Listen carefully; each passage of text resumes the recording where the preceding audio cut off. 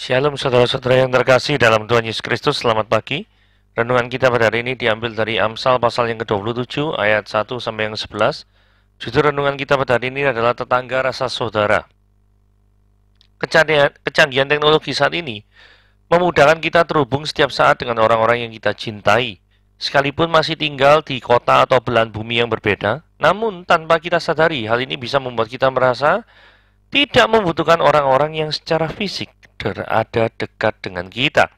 Sesungguhnya terhadap para tetangga atau jiran, yakni mereka yang rumahnya berdekatan atau sebelah menyebelah dengan kita mengabaikan kehadiran mereka. Situasinya ini khususnya semakin lumrah terjadi pada masyarakat perkotaan, di mana setiap orang berlaku seperti orang asing.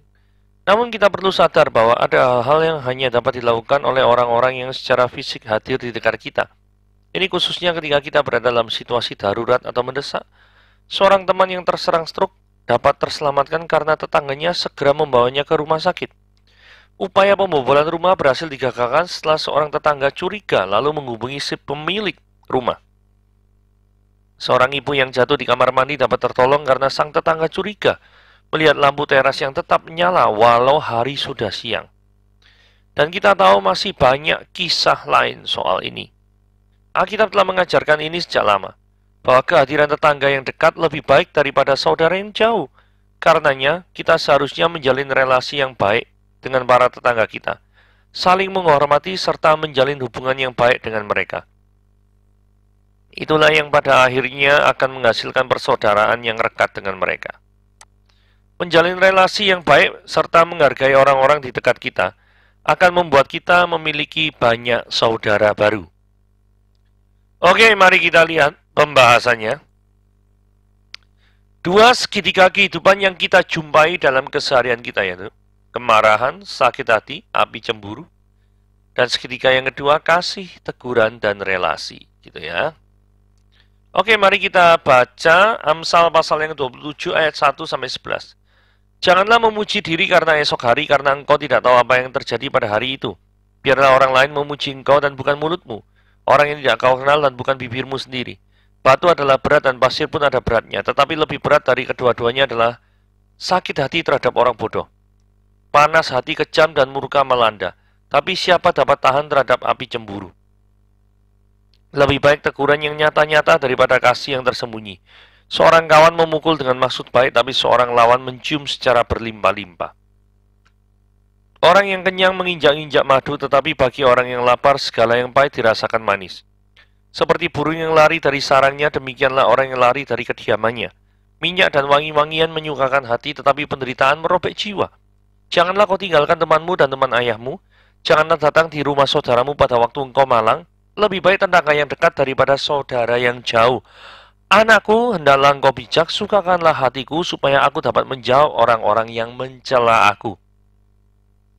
Saudara, ayat 1 dikatakan, janganlah memuji diri karena esok hari. Seringkali orang itu membanggakan dirinya untuk bisa sukses di masa depan, bahkan dengan keyakinan yang berlebihan, tapi sayangnya tanpa melibatkan Tuhan dalam perencanaan. Nah, ini permasalahannya ya. Ini adalah peringatan bagi kita semua ya. Jangan sampai kita buat perencanaan tanpa melibatkan Tuhan. Seringkali manusia melakukan kesalahan dasar ini. Mau merencanakan sesuatu, dan perencanaannya itu seringkali muluk-muluk gitu ya. Tujuannya untuk apa? Tujuan akhirnya ya untuk ini. Supaya dirinya sendiri ini merasa bahwa bisa dipuji atau pantas dipuji oleh orang lain. Adanya suatu prestasi yang orang lain dapat lihat. Dan sebagai aktualisasi diri. Tapi sayangnya semuanya tanpa melibatkan Tuhan. Sesungguhnya dalam firman Tuhan di bagian lain mengatakan, apapun yang engkau perbuat atau lakukan, lakukanlah sama seperti untuk Tuhan dan bukan untuk manusia. Jadi artinya kalau kita mau melakukan sesuatu, biarlah Tuhan itu yang menjadi nomor satu dan bukan ambisi kita, bukan keinginan kita atau nafsu kita yang menjadi dominan. Gitu ya. Dan kalau sudah melibatkan Tuhan pun, misalkan ada orang yang, saya ini sudah melibatkan Tuhan. Iya, tetapi seringkali mulut ini nggak bisa dijaga. Berkoar-koar mengatakan, wah kita pasti sukses. Saya sudah berdoa puasa. Pokoknya Kalau saya sudah berdoa puasa, Tuhan pasti akan berkati. Ini pasti sukses. Dan sayangnya orang-orang seperti itu mengatakan perkataan-perkataan itu katanya perkataan iman. Saudara, kita perlu rendah hati ya ketika mencari kehendak Tuhan. Karena belum tentu apa yang kita minta, sekalipun kita sudah berdoa kepada Tuhan, itu akan Tuhan kabulkan. Saudara, paling gampang lah. Ketika Tuhan Yesus berdoa di Taman Getsemani, Tuhan, jikalau sekiranya mungkin, kiranya cawan ini lalu padaku. Ini Tuhan Yesus sendiri yang memohon. Saudara tahu, pada akhirnya dia tetap harus menanggung cawan penderitaan itu. Saudara, apakah Tuhan Yesus pernah berkata, aku pokoknya nanti setelah berdoa di Taman Getsemani, aku kuat. Aku telah dikuatkan, berkuar-kuar. Apa seperti itu? Tidak. Saudara, kehidupan Kristen yang sejati adalah kehidupan yang penuh dengan doa dan penuh dengan pergumulan. Penuh dengan bukan kebimbangan, penuh dengan pertanyaan-pertanyaan. Tuhan, mengapa begini, mengapa begitu? Tapi dengan pertanyaan-pertanyaan itu, kita tetap beriman bahwa Tuhan pasti akan memberikan yang terbaik. Bahkan seringkali orang yang aliran word of faith, yaitu perkataan-perkataan iman itu cenderung nanti jatuhnya kepada kecongkaan. Padahal kecongkaan adalah karakter yang sangat-sangat dibenci oleh Tuhan. Yakobus 4 ayat 6 dikatakan, tetapi kasih karunia yang dianugerahkannya kepada kita lebih besar daripada itu. Karena itu dia katakan, ini penting ya, Allah menentang orang yang congkak, tetapi mengasihani orang yang rendah hati. Saudara, ini penting sekali. Allah menentang orang yang congkak, tapi mengasihani orang yang rendah hati. Saudara, jangan pernah saudara memiliki karakter yang congkak, sombong, membanggakan diri. Karena hal yang demikian itu tidak berkenan. Sekali lagi, tidak berkenan di hadapan Tuhan. Saudara, ayat 2 dikatakan gini ya. Biarlah orang lain memuji engkau. Penekanannya di ayat kuning, yang diwarnai kuning, bukan mulutmu. Nah, karena seringkali apa? Seringkali yang memuji kita itu adalah diri kita sendiri. Berikutnya ya, yang kalimat hijau. Orang yang tidak kau kenal. Maksudnya biarlah orang lain itu maksudnya orang yang tidak kau kenal. Gitu ya. Dan bukan bibirmu sendiri. Nah, ini sengaja saya beri warna supaya kalimat apa menerangkan apa. Jadi hijau itu pasangannya dengan hijau, kuning pasangannya dengan kuning. Hijau itu kan dikatakan biarlah orang lain. Orang lain yang dimaksud ini keterangannya adalah orang yang tidak engkau kenal. Nah, maksudnya gitu. Terus kemudian bukan mulutmu. Ini adalah similarity dengan bukan bibirmu sendiri. Ini cuma penekanan saja. Jadi artinya, janganlah kita melakukan puji-pujian terhadap diri kita sendiri. Karena puji-pujian yang demikian, itu adalah puji-pujian yang kategorinya itu memalukan diri sendiri. Nah, sekarang prinsipnya begini ya. Prestasi seseorang itu bisa dinilai dari pihak eksternal. Jangan pernah melakukan hal yang mempermalukan diri sendiri dengan cara memuji diri sendiri padahal pihak eksternal tidak mengakui. Ya, betul ya. Setiap orang memang senang dipuji, yes. Tapi jangan pernah karena terlalu senang dipuji, maka karena tidak ada orang yang memuji, terus mereka memuji diri sendiri. Ini sing repot. Ini yang ditegur di ayat yang kedua. Ayat yang 3. Batu adalah berat, pasir berat. Tapi lebih berat dari kedua-keduanya adalah sakit hati terhadap orang bodoh. Nah, ini yang kita mulai bicara dari segitiga yang pertama ya.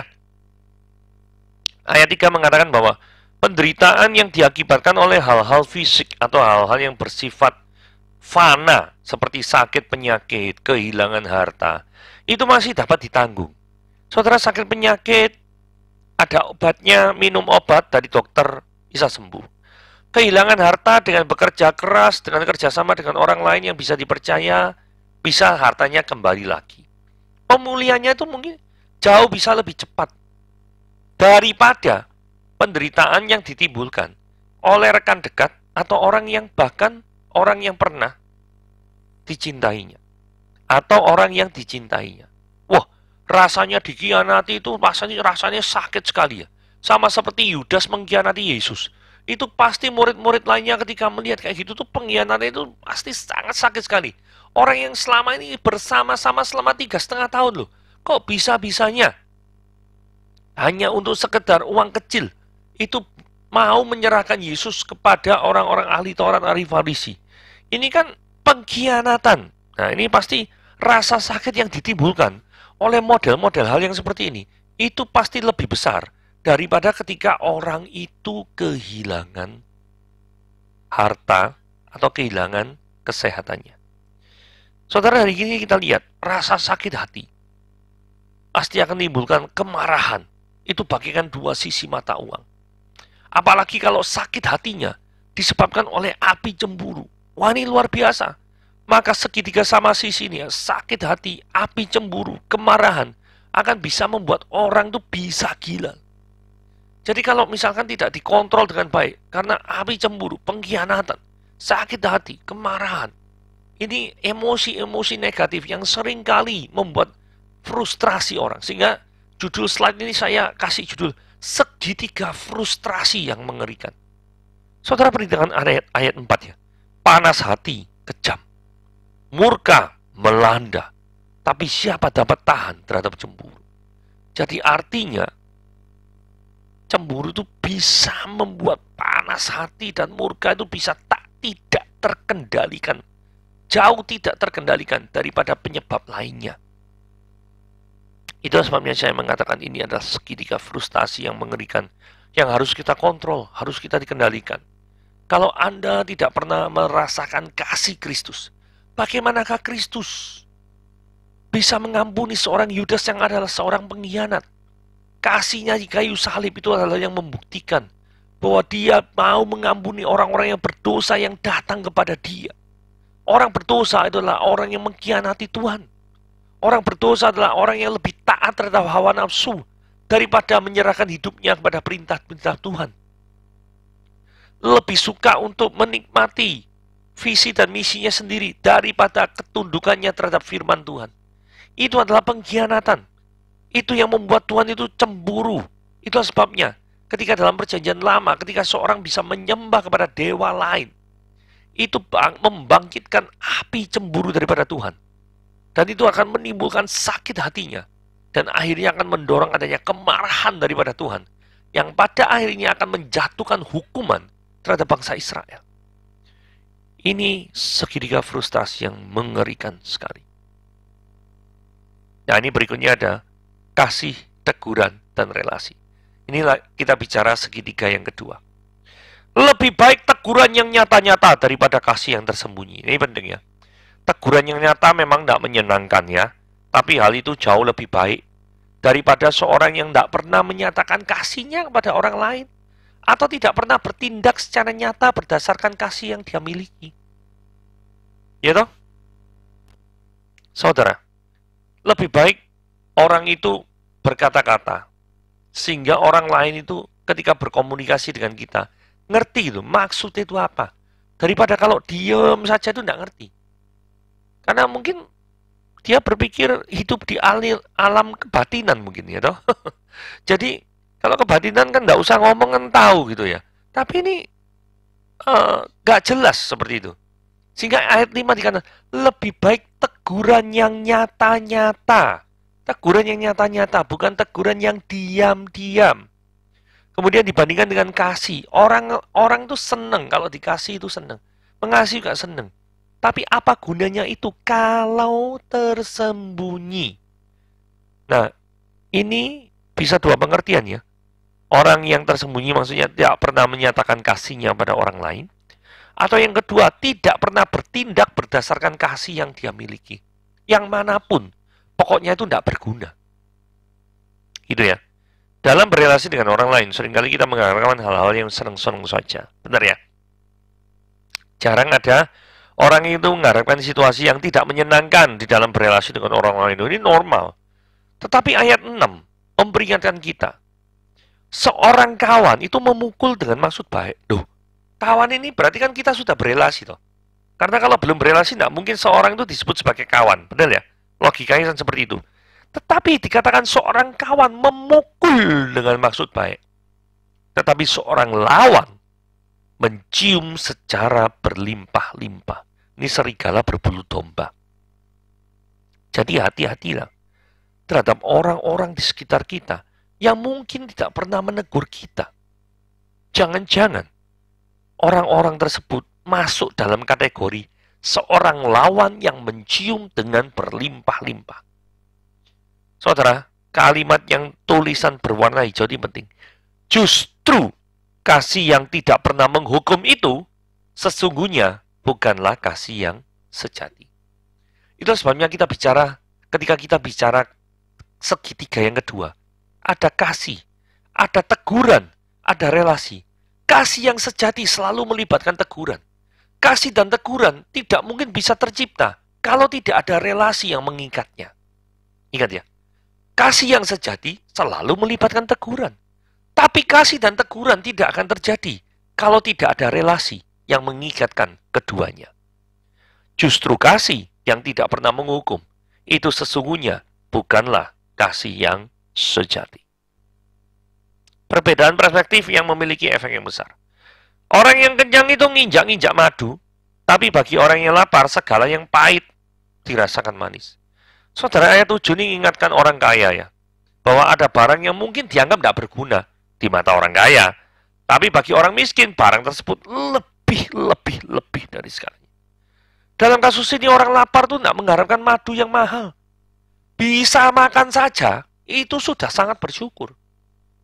Jadi jangan pernah kita melupakan orang-orang yang sebenarnya tidak memiliki kesempatan untuk menikmati apa yang kita nikmati. Hendaklah kita memiliki hati untuk berbagi kepada orang lain, terutama bagi orang-orang yang membutuhkan. Penderitaan yang tak pernah habis. Saudara, pada waktu saya baca ayat 8 ini bingung ya. Karena ayatnya itu bunyinya gini. Seperti burung yang lari dari sarangnya, demikianlah orang yang lari dari kediamannya. Maksudnya apa gitu ya? Kenapa kok burung itu lari dari sarangnya? Demikian juga orang yang itu lari dari kediamannya. Kemudian saya lihat, apakah ayat 9 ada hubungannya ya? Minyak dan wangi-wangian mencungkakan hati, tetapi penderitaan merobek jiwa. Saya berpikir, mengapa ya seorang itu lari dari kediamannya? Mengapa burung lari dari sarangnya? Pasti ada bahaya. Jadi kalau seorang itu lari dari kediamannya, pasti ada ketidaknyamanan di dalam kediamannya. Betul ya?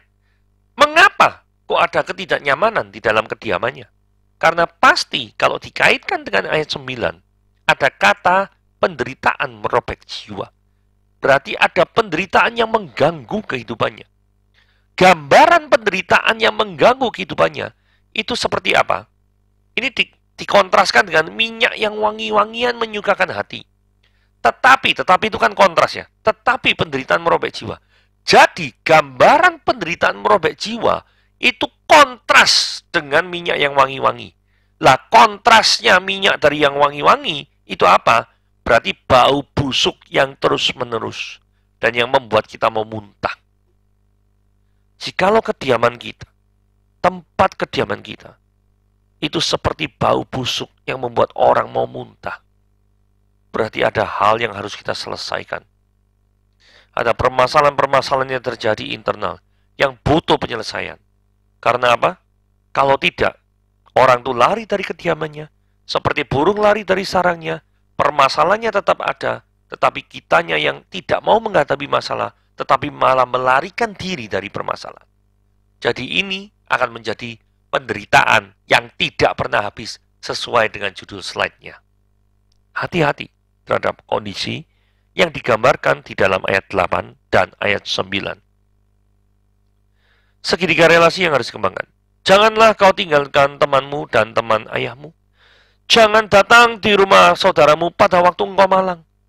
Saudara, kenapa ini saya sebut segitiga? Karena ada 3 bagian yang memang dibahas ya. Ayat 10 ini ada 3 bagian ya. Di mana bagian pertama mengajarkan kita semua untuk setia kawan. Jangan kau tinggalkan temanmu. Nah ini kan mengajari setia kawan. Jikalau ada temanmu yang kesusahan, sudah seyogyanya kita memberikan bantuan. Apakah itu teman kita sendiri atau teman dari ayah kita sendiri? Saudara perhatikan ya. Jangan kau tinggalkan temanmu dan teman ayahmu. Nah teman ayahmu ini kan belum tentu kita kenal, tetapi ayah kita mengenalnya. Artinya, pemberian bantuan itu tidak terbatas pada orang yang kita kenal saja, tetapi juga bisa dilakukan pada orang yang tidak kenal kita, tetapi masih ada hubungan dengan kerabat kita. Bagian pertama. Bagian kedua, janganlah datang di rumah saudaramu pada waktu engkau malang. Bagian kedua mengajarkan bagaimana seorang itu untuk tidak merepotkan anggota keluarga, dalam hal ini saudara. Ada orang-orang tertentu yang sedikit-sedikit itu minta bantuan sama saudara, tidak mau berusaha sendiri. Belajarlah untuk mandiri dan tidak merepotkan orang lain. Bagian 2. Bagian ketiga, ini kan segitiga relasi. Lebih baik tetangga yang dekat daripada saudara yang jauh. Bagian 3 mengajarkan kita bagaimana kita harus bersosialisasi dengan lingkungan sekitar kita. Karena kita dipanggil untuk jadi berkat pada sekeliling kita, bukan cuma individu kita saja. Oke, ayat 11 yang terakhir.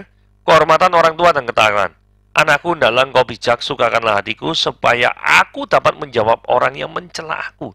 Seorang anak adalah kebanggaan orang tua. Janganlah kita sebagai anak mempermalukan orang tua. Dengan cara bagaimana kita mempermalukan orang tua? Dengan cara kita tidak menaati perintah Tuhan dan berbuat semau kita sendiri. Dengan cara seperti itu aja kita sudah mempermalukan nama Tuhan. Karena suatu saat nanti kita juga pasti akan jadi orang tua dan memiliki anak. Maka sebagai orang tua, kita juga tidak ingin memiliki anak yang tidak taat kepada Tuhan. Kan? Karena seringkali kita menuntut anak kita taat kepada Tuhan, tetapi diri kita sendiri tidak mau tunduk. Ini kan terjadi inkonsistensi kehidupan. Dan ini tidak bagus dalam urusan untuk keluarga gitu ya. Jadi kehormatan orang tua itu ditentukan dari seberapa besar seorang anak itu mentaati firman Tuhan. Oke, renungan kita sampai di sini. Tuhan Yesus memberkati.